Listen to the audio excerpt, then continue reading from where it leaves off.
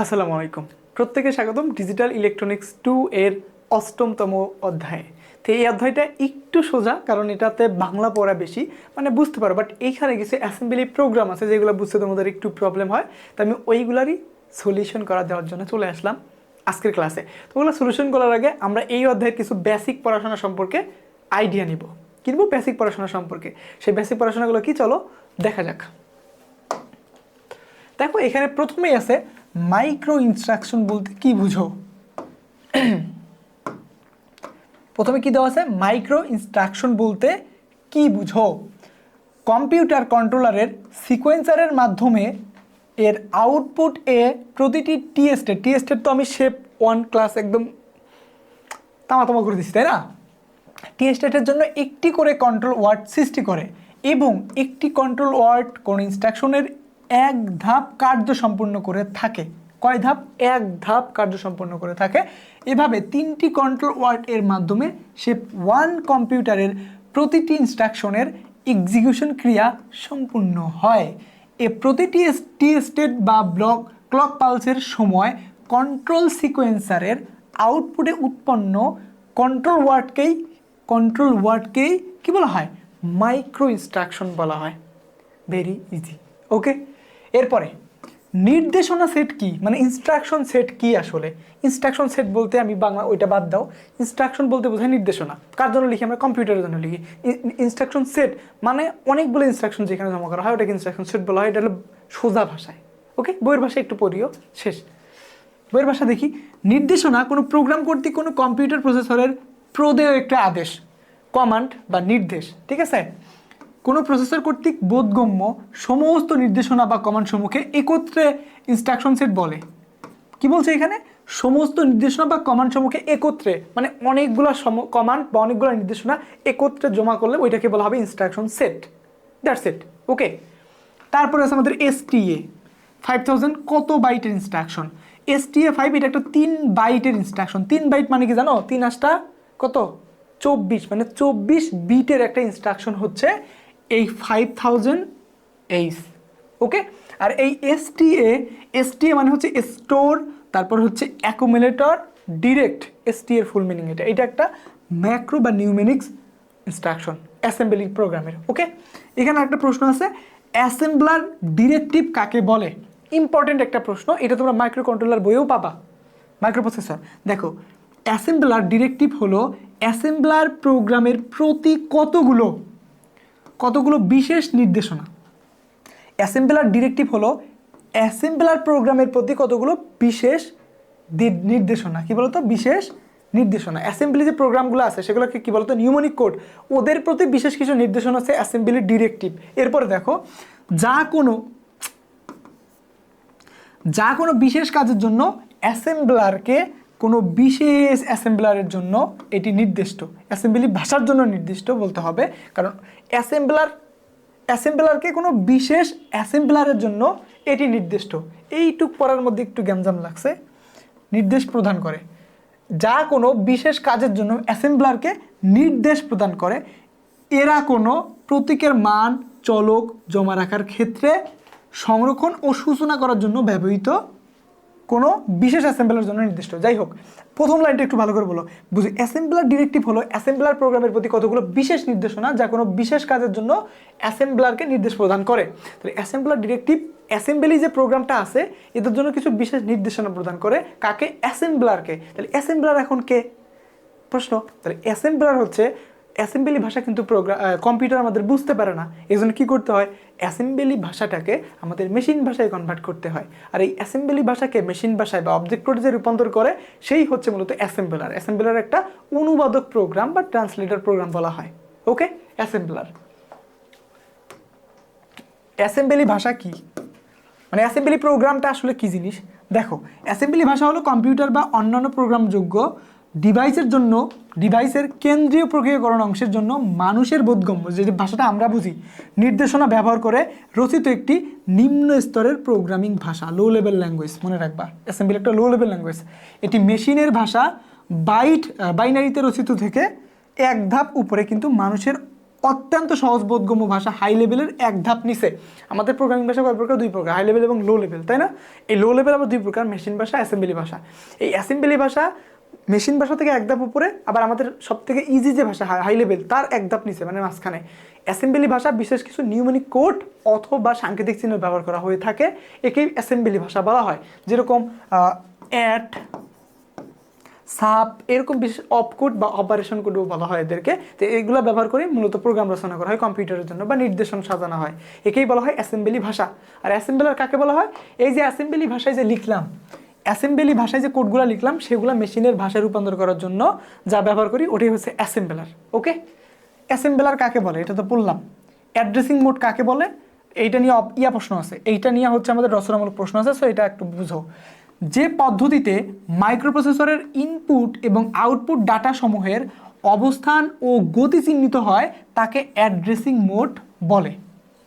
কি বললাম? যে পদ্ধতিতে মাইক্রোপ্রসেসরের ইনপুট এবং আউটপুট ডাটা সমূহের অবস্থান ও গতি চিহ্নিত হয় এটাকে কি বলা হয়?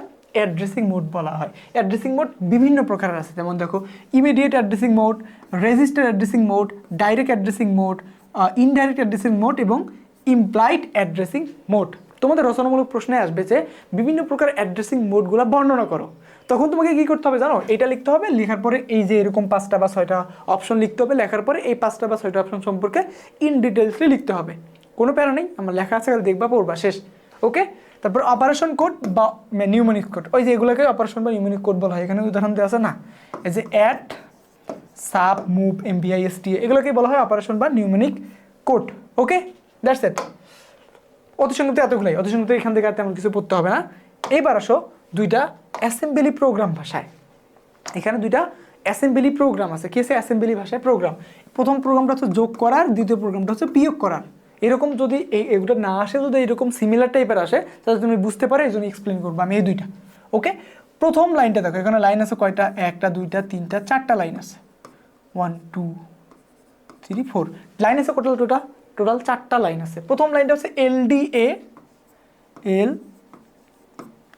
কত? 2400H।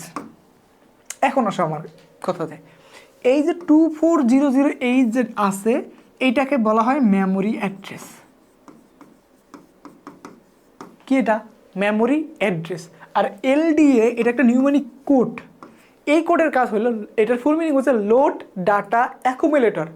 এল হচ্ছে লোড, ডি হচ্ছে ডাটা, এতে হচ্ছে অ্যাকুমুলেটর। অ্যাকুমুলেটর কি? অ্যাকুমুলেটর একটা 8 বিটের রেজিস্টার। এটা কার রেজিস্টার? আলু এর রেজিস্টার। আর আলু কি করে? যোগ বিয়োগ গুণ ভাগ অ্যান্ড অর কম্পেয়ার ইত্যাদি কাজ করে, তাই না? তাহলে অ্যাকুমুলেটর, এই LDA হচ্ছে লোড ডাটা অ্যাকুমুলেটর, মানে ডাটাটা তুমি লোড করে অ্যাকুমুলেটরের মধ্যে নিয়ে আসো। তাহলে আমাদের এই যে 2400H এটা একটা মেমোরি অ্যাড্রেস।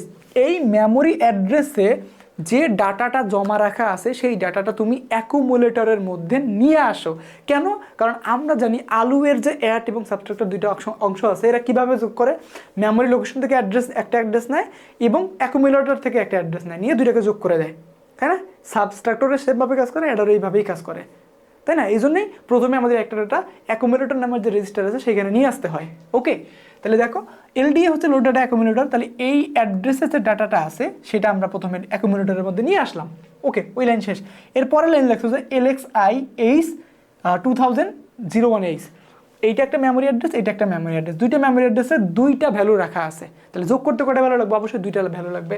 এবার আছে ALXI। এইটা আসলে আবার কি ভাইয়া? এইটা আবার আসলে কি ভাইয়া, তাই না? আলাদা একটা জিনিস চলে আসলো। দেখো এই LXI এটার হচ্ছে load register immediate, load register pair immediate. এই LXI হচ্ছে লোড এক্স হচ্ছে রেজিস্টার, যে কোনো রেজিস্টার, বিশেষ করে বাফার রেজিস্টার বা হ্যান ত্যান এই সেল রেজিস্টারকে নির্দেশ করে। যাই হোক, আমরা একটু পরে বুঝাচ্ছি। LXI load register pair immediate, এই এটার ফুল মিনিং। ওকে, আর এখানে কি লিখছি? H এবং 2401H, মানে এইখানে আরেকটা যে অ্যাড্রেস আছে এখানে একটা অ্যাড্রেস আছে। তাহলে এইখানে এই লাইনটা দ্বারা বুঝাচ্ছে কি জানো? এই লাইনটা দ্বারা বুঝাচ্ছে HL পেয়ার রেজিস্টারকে ওই অ্যাড্রেসের দিকে তাক করে রাখা হইল। কি হলো? এই যে LXI HL রেজিস্টারের পেয়ারকে ওই অ্যাড্রেসের দিকে তাক করে বা ওই অ্যাড্রেসকে মানে নির্দেশ করে রাখা হলো, পয়েন্ট করে রাখা হলো, এটাকে পয়েন্টারও বলা হয়। কি পয়েন্টারও বলা হয়, মানে আমরা এই অ্যাড্রেসটাকে এই সেল রেজিস্টার পেয়ারকে কি করলাম, ওই অ্যাড্রেসের দিকে তাক করে বা পয়েন্ট করে রাখলাম, যাতে এখন আমরা যদি যোগ করতে বলি তাহলে এই এই অ্যাড্রেস এবং এই অ্যাড্রেস, এই দুইটা অ্যাড্রেসের ডাটাকে যোগ করে, অন্য কোনো অ্যাড্রেসের ডাটা যোগ না করে। ঠিক আছে, গেল ওইটা লোড ডাটা ইমিডিয়েট গেল। তাহলে 2 নাম্বার ওকে, 2 নাম্বার গেল। 3 নাম্বার আসো অ্যাট এম। এম মানে কি, কি বলছে atom, atom, atom মানে কি, অ্যাট মানে তো যোগ করার তো জানি, এম হচ্ছে মেমোরি, কি বলতো মেমোরি। তাহলে এই মেমোরি এখন এম মানে কি, এম মানে হচ্ছে ওই যে এই সেল, কি বলতো ওই এই সেল যেটাকে আমরা নির্দেশ বা তাক করে রাখছিলাম, মানে এই মেমোরির যে দুইটা অ্যাড্রেস আমরা অলরেডি সেট করে রাখছি, ওই অ্যাড্রেসে যে দুইটা ডাটা থাকবে তাদেরকে যোগ করবে, কি করবে যোগ করবে, মানে ওই যে আমাদের 2400 এবং এখানে কি ছিল আমাদের 2401 এই দুইটাকে যোগ করবে, কি করবে যোগ করে দিবে। ওকে, তা এম এর কাজ হচ্ছে এটা, এম হচ্ছে মেমোরি। ওকে, তারপর হচ্ছে এসটিএ। কি এসটিএ আমরা একটু আগেই দেখলাম, এসটি এর কাজ কি, এসটি এর কাজ হচ্ছে store accumulator direct, store accumulator direct, মানে আমরা এই যে কাজটা যোগটা করলাম, এই যে যোগটা এখানে যে যোগফলটা বের হইলো, ওই যোগফলটা আবার অ্যাকুমুলেটরের মধ্যেই জমা থাকে। কার মধ্যে, এখানে যে আমরা যোগ করলাম ওই যোগফলটা ঘুরে ফিরে আবার ওই অ্যাকুমুলেটরের মধ্যেই জমা থাকে। ঠিক আছে, এবং ওইখান থেকেই আউটপুটে পাঠানো হয়, তাই না? বাট আমরা কি করলাম, এখানে একটা অ্যাড্রেস দিছি যে 240H, কি 240H, 2402H, 2402H এসটি, মানে আমরা এই অ্যাকুমুলেটর থেকে ওই ডাটাটা নিয়ে যে মানে যেটা যোগফল আছে ওই যোগফলটা নিয়ে স্টোর করব এই মেমোরি অ্যাড্রেসে। কোন মেমোরি অ্যাড্রেসে, এই মেমোরি অ্যাড্রেসে। এইটা দ্বারা এইটাই বুঝাইছে, এই লাইনটা দ্বারা বুঝাচ্ছে যে অ্যাকুমুলেটরে যে ডাটাটা বা যে যোগফলটা আছে সেইটা নিয়ে আসে তুমি স্টোর করো, এই যে মেমোরি লোকেশনটা আছে 2402H, এই মেমোরি অ্যাড্রেসে তুমি ওই যোগফলটা জমা করে দাও। এই লাইনটার মিনিং হচ্ছে এটা। ওকে, আই থিঙ্ক বুঝতে পারছো, এটা আর মুখস্থ করতে হবে না। এবার বিয়োগ করার একটা প্রোগ্রাম আছে, কি বলছে মাইক্রোপ্রসেসর ইনস্ট্রাকশন ব্যবহার করে 09H, এটা একটা মেমোরি অ্যাড্রেস এবং এটা একটা মেমোরি অ্যাড্রেস, বিয়োগ করার একটি প্রোগ্রাম লেখো। মানে 97H এবং 95H, এই দুইটা অ্যাড্রেসে দুইটা ডাটা আছে, এই দুইটা ডাটাকে আমাদেরকে বিয়োগ করে দেখাইতে হবে, দ্যাটস ইট, আর কিচ্ছু না। ঠিক আছে, প্রথমে দেখো লিখছি MBI B97H, MBI হচ্ছে মুভ ইমিডিয়েট, কি বলতো মুভ ইমিডিয়েট, মানে আমাদের এই যে ডাটার অ্যাড্রেসটা যে আছে, এই অ্যাড্রেসের যে ডাটাটা আছে, ধরো এখানে 10 আছে, কত 10 আছে, তাহলে এই 10টাকে তুমি বি রেজিস্টারের মধ্যে নিয়ে আসো। তাহলে এই অ্যাড্রেসে যা আছে তাকে বি অ্যাড্রেসে নিয়ে আসার জন্যই মূলত MBI এই ইনস্ট্রাকশনটা ব্যবহার করা হয়। সেমভাবে এখানে দেখো আবার MBI, এখানে আবার কত, এখানে একটা অ্যাড্রেস আছে, তাহলে এইটা ধরো তুমি এখানে ধরো 20, মানে 95H মানে এই অ্যাড্রেসে যে ডাটাটা আছে সেই ডাটাটা সি এর মধ্যে নিয়ে আসলাম। তাহলে এই অ্যাড্রেসের ডাটাটা বি রেজিস্টারে, এই অ্যাড্রেসের ডাটাটা সি রেজিস্টারে আমরা জমা করলাম। ওকে, এইখানে দেখো এবার লিখছি মপ মানে স্থানান্তর করা, কী করা বলো তো, স্থানান্তর করা। এখানে দেখো A, B মানে হচ্ছে আমরা জানি সাবট্রাক্টর হোক বা হচ্ছে অ্যাডার হোক, এরা মেমোরি অ্যাড্রেস থেকে একটা ডাটা নেয় এবং অ্যাকুমুলেটর থেকে একটা ডাটা নিয়ে যোগ কার্যক্রম সম্পন্ন করে বা বিয়োগ কার্যক্রম সম্পন্ন করে, তাই না? সেমভাবে দেখো, যেহেতু আমাদের এখানে অ্যাকুমুলেটরে একটা ডাটা পাঠাইতে হবে, এই জন্য আমরা কী করলাম, বি রেজিস্টারে আমাদের একটা ডাটা আছে না, এই যে 97H ডাটাটা কোথায় ছিল, বি রেজিস্টারে। এখন বি রেজিস্টারের ডাটাটা আমরা পাঠাই দিলাম কোথায়, অ্যাকুমুলেটরের মধ্যে। কার মধ্যে, অ্যাকুমুলেটরের মধ্যে পাঠাই দিলাম। এবার সাব মানে সাবস্ট্রাক্ট, বিয়োগ করার শর্ট হচ্ছে সাব, যেমন অ্যাডিশনের শর্ট হচ্ছে অ্যাড। তাহলে সাব সি মানে এইবার তুমি 10 এবং 20কে কী করবা, বিয়োগ করবা। কী করবা, বিয়োগ করে এইখানে রাখবা। তাহলে সি একটা ডাটা এবং আরেকটা ডাটা কোথায়, অ্যাকুমুলেটরে আছে অলরেডি, আমরা পাঠাই দিছি। বি ডাটাটা কোথায় পাঠাই দিছি, অ্যাকুমুলেটরে। তাহলে এখন সাব সি মিনিং হচ্ছে 10 এবং 20 মানে 97H এবং 95H বিয়োগ করা। কি করা, বিয়োগ করা। এরপরে লিখছি কত, আউট 01H, আউট 01H। এইটার মিনিং হচ্ছে যে আউটপুট পোর্টে এই 01H এই অ্যাড্রেসে ডেটাটা পাঠাই দেওয়া, আউটপুটটা পাঠাই দেওয়া, মানে আমরা যেটা বিয়োগফল পেলাম সেটা আউটপুট পোর্টে পাঠাই দেওয়া।